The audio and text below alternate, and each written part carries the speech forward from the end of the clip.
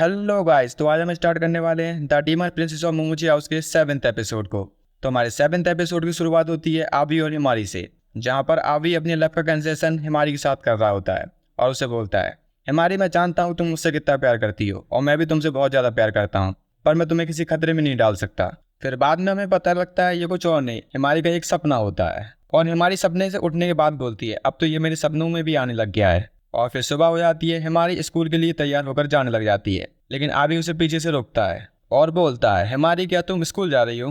पर हिमारी शर्मा जाती है और उसकी तरफ नहीं देखती और बोलती है कि हाँ मैं स्कूल जा रही हूँ। फिर आवी थोड़ा उसके नज़दीक आ जाता है और बोलता है, हिमारी तुम्हारा चेहरा तो पूरा लाल हो गया है, कहीं तुम्हें फीवर तो नहीं हो गया? फिर हिमारी बोलती है ऐसा कुछ भी नहीं है, मैं अपने स्कूल जा रही हूँ, और वो स्कूल के लिए निकल जाती है। फिर ई से बोलता है कि इस लड़की के साथ क्या प्रॉब्लम है, और यकारी भी बोलता है कि मुझे नहीं पता इसके साथ क्या प्रॉब्लम है। फिर हिमारी अपने स्कूल आ जाती है और अपनी क्लास को अटेंड करने लगती है, जहाँ पर उसके टीचर उसे पढ़ा रहा होता है। लेकिन हिमारी का ध्यान अपनी क्लास पर नहीं होता, वो आवी के बारे में ही सोच रही होती है और बोलती है कि मेरे साथ क्या प्रॉब्लम है, मैंने उसके साथ इतना बुरा बर्ताव क्यों किया।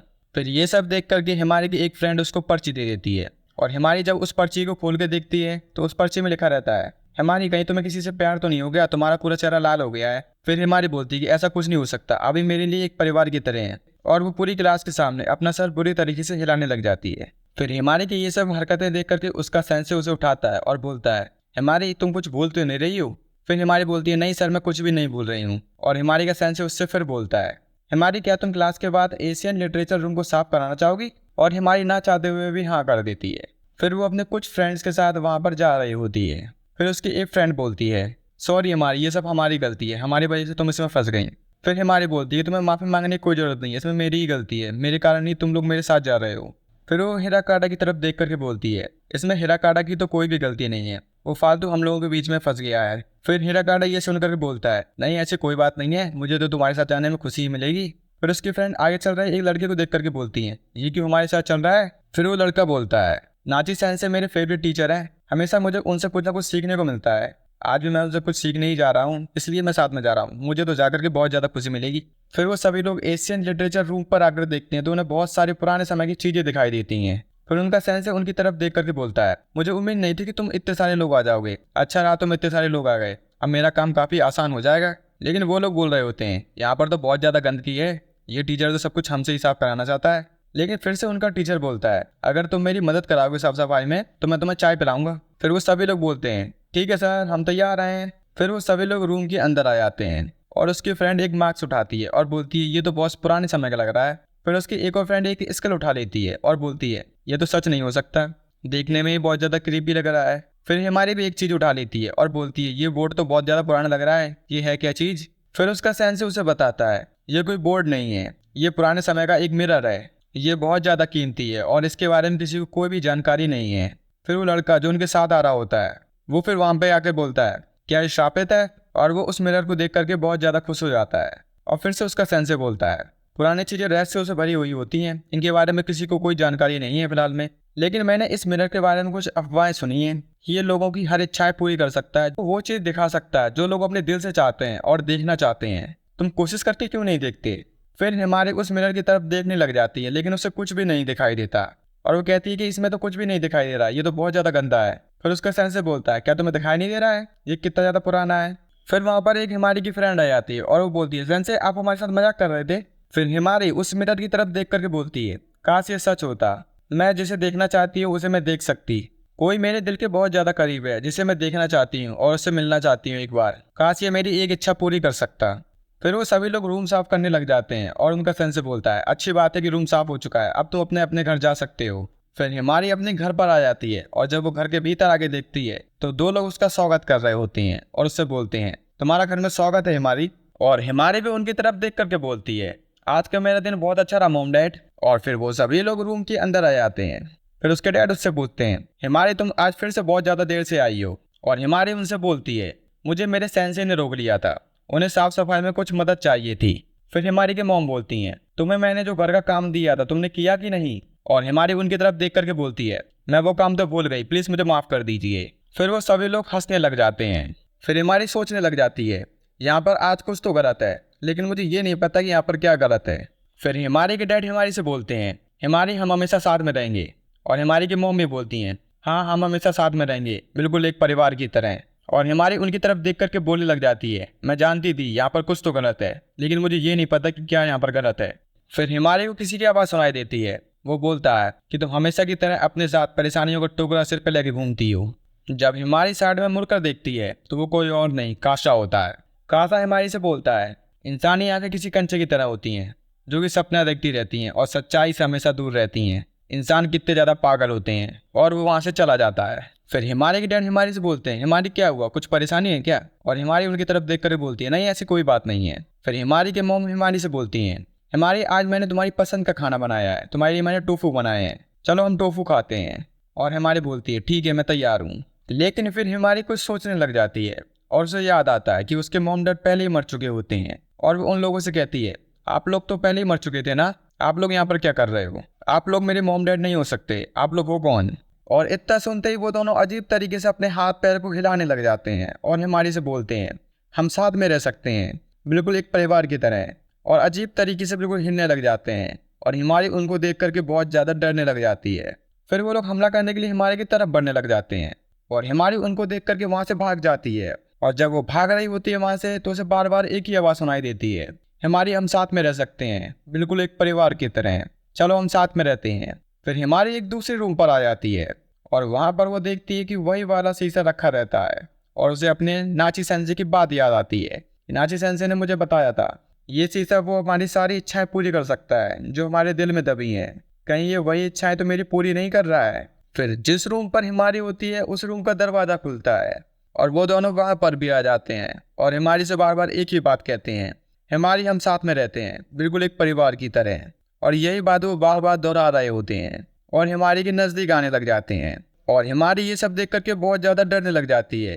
फिर वहाँ पर ईसे आ जाता है और उन दोनों पर फायर अटैक करके उन्हें जला देता है। और युकारी उससे बोलता है, हिमारी चलो हम यहाँ से चलते हैं। लेकिन वो दोनों फायर अटैक से मरे नहीं होते हैं, वो दोनों अभी भी हिमारी का पीछा कर रहे होते हैं। युकारी, ईसे और हिमारी एक दूसरे रूम पर आ जाते हैं और युकारी बोलता है कि ये रूम प्रोटेक्टेड है, वो लोग यहाँ पर नहीं आ पाएंगे। फिर हिमारी युकारी की तरफ देख करके बोलती है कि यहाँ पर क्या गलत हो रहा है, मुझे ऐसा लग रहा था कि वो दोनों मेरे माता पिता हैं, लेकिन वो दोनों मेरे माता पिता नहीं है, वो दोनों है कौन? फिर युकारी बोलता है कि मोमोची हाउस में जरूर कुछ गलत है, ये मोमोची हाउस जैसा नहीं लग रहा है। फिर इसे बोलता है ये कोई जाल है, जरूर हम किसी जाल में फंस गए हैं। फिर हिमारी बोलती है जरूर ये कासा का काम होगा, मैंने कासा को देखा था, कासा ने मोमोची हाउस को कोई श्राप दिया होगा। फिर युकारी बोलता है कि तुम्हें कासा की कोई भी चिंता करने की जरूरत नहीं है, हम उसे देख लेंगे। और इसे भी बोलता है भूल जाओ उसके बारे में, वो यहाँ पर नहीं आ पाएगा, हम दोनों तुम्हारे साथ हैं, हम दोनों तुम्हारे साथ ही रहेंगे, बिल्कुल एक परिवार की तरह, कि तुम किसी बात की भी फिक्र करने की जरूरत नहीं है, भूल जाओ सबको, बस तुम हमारे साथ रहो।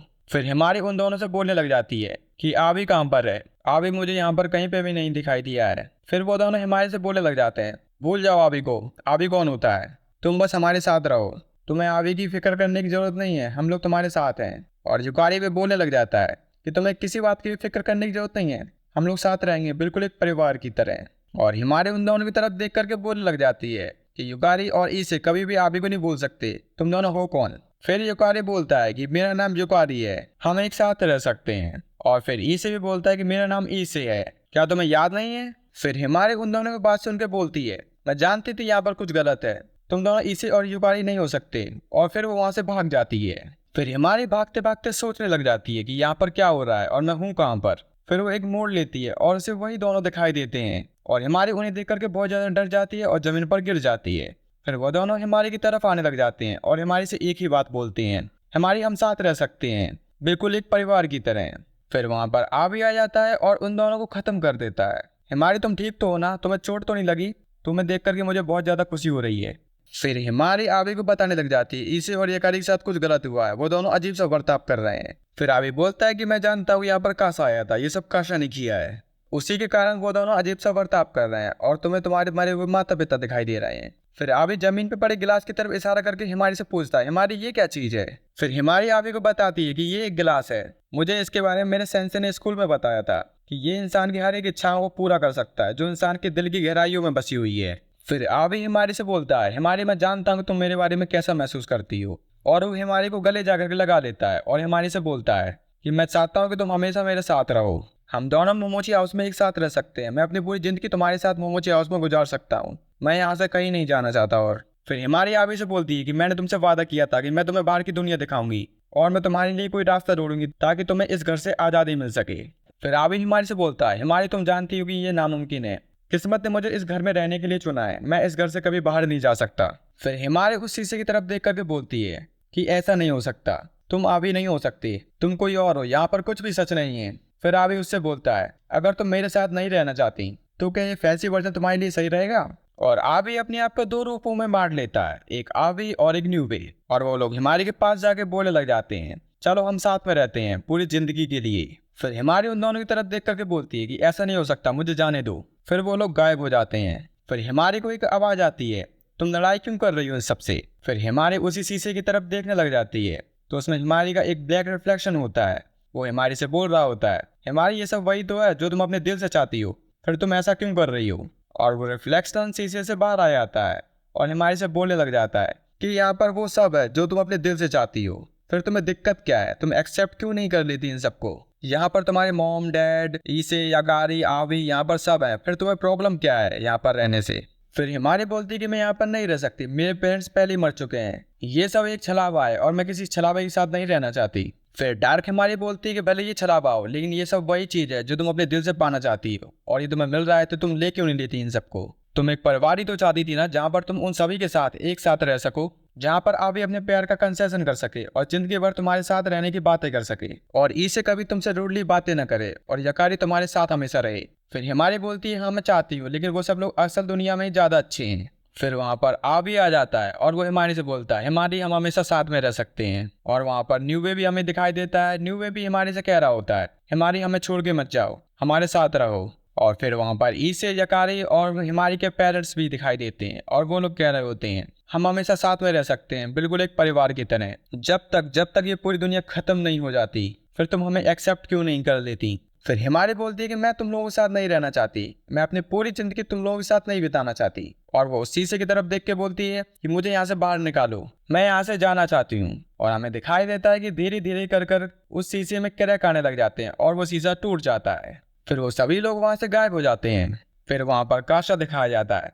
काशा हिमारी से कहता है, आखिरकार तुम बच के वहां से बाहर आ ही गई, तुमने मुझे बहुत ही ज्यादा परेशान कर रखा है, तुम न्यूवे के बारे में कुछ भी नहीं जानती, वो आयाकाशी और ह्यूमंस के बीच में एक पहलू है, तुम उससे जितना दूर रहोगे उतना अच्छा रहेगा, तुम्हारे कारण वो अपने आप को आयाकाशी नहीं मानता। तुमने क्या सोचा है मोमोची गर्ल, ये मिरर तो सिर्फ एक जाल था, मैं कुछ और भी कर सकता हूँ तुम्हारे लिए, अगर तुम मेरी बात मान लो तो तुम्हारे लिए बहुत अच्छा रहेगा। फिर वहां से कासा गायब हो जाता है। फिर हिमारी कासा की गायब होते ही बोलती है, ये पागल हो गया है, इसे हमेशा की तरह समझना मुश्किल ही है, अब मैं यहाँ से बाहर कैसे निकलूँ, ये तो टूट गया है, बिना रिफ्लेक्शन के तो मैं यहाँ से बाहर निकल ही नहीं सकती, मैं उस दुनिया में अब फंस कर रह गई हूँ। लेकिन फिर वो अपने बगल में देखती है तो उसे एक और मिरर दिखाई देता है। फिर वो उस मिरर के पास जाती है और बोलती है, मुझे वहां पर ले चलो जिसे मैं दिल से चाहती हूँ। फिर वो मिरर चमकने लगता है और उसे आवी दिखाई देने लग जाता है और वो उसके अंदर चली जाती है।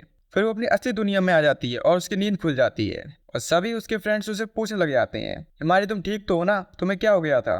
फिर हिमारी उन लोगों की तरफ देख करके बोलने लग जाती है, मुझे नहीं पता कि मेरे साथ क्या हुआ था। फिर हिमारी का सेंस उसे बताता है, जब तुम उस मिरर की तरफ देख रही थी तो तुम अचानक से गिर पड़ी। हिमारी उन लोगों से पूछने लग जाती है, मैं कितनी देर से सो रही थी, और उनमें से एक लड़का बोलता है, तुम्हें ज्यादा टाइम नहीं हुआ है, बस कुछ मिनट ही हुए हैं। और हिमारी सोचने लग जाती है, यहाँ पर तो कुछ ही मिनट हुए हैं लेकिन वहां पर कई घंटे बीत गए थे। और इतना सुनते ही हिमारी के सेंस उससे पूछने लग जाते हैं, हिमारी तुम किस तरीके का सपना देख रही थी इस मिरर में देखने के बाद। और हिमारी उनसे बोलती है कि इसमें बताने लायक कुछ भी नहीं है। फिर हिमारी अपने घर की तरफ जाने लग जाती है और खुद से बोलने लग जाती है, वाकई में वो एक सपना था, क्योंकि वो सच नहीं हो सकता, लेकिन जो मेरे अंदर फीलिंग्स हैं और जो मैं महसूस कर रही हूँ वो कोई सपना नहीं है। और वो घर के अंदर जाके चिल्लाने लग जाती है, आवी तुम कहाँ पर हो। जब वो आवी के पास जाती है तो आवी उसका वेलकम करता है और उससे पूछता है कि इतनी हड़बड़ाहट में तुम कहाँ जा रही हो हिमारी। फिर हिमारी कहती है कि मैं तुम्हें देखना चाहती थी, और हिमारी अपने लव का कंसेशन आवी के साथ कर देती है और वो आवी से कह देती है, आई लव यू आवी। और इतना सुनते ही आवी एक सदमे में चला जाता है।